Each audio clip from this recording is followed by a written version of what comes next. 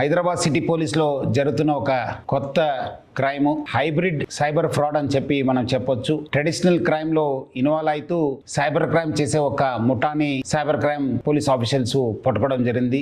ఇది ఎట్లా జరుగుతుందంటే మొబైల్ థెఫ్ట్ చేసిన తర్వాత వాళ్ళ అకౌంట్ లో ఉన్న అంత డబ్బులు ఖాళీ చేసి ఫస్ట్ టార్గెట్ చేసేదేమో సెల్ ఫోన్, తర్వాత టార్గెట్ చేసేది బ్యాంక్ అకౌంట్. సీనియర్ సిటిజన్స్ ని, అమాయక ప్రజల్ని, రద్దీ ఉన్న ప్లేసెస్ లో మార్కెట్ కావచ్చు, రైల్వే స్టేషన్స్ కావచ్చు, స్మార్ట్ ఫోన్ యూజ్ చేస్తారు. వాళ్ళని టార్గెట్ చేసి దొంగతనం చేసిన తర్వాత ఈ సైబర్ క్రైమ్ కి పాల్పడుతున్నారు. ఆ ఒక ఫోన్ దొంగతనం చేసి అదే ప్యాటర్న్ యూజ్ చేసి బ్యాంక్ అకౌంట్ ఖాళీ చేస్తారు.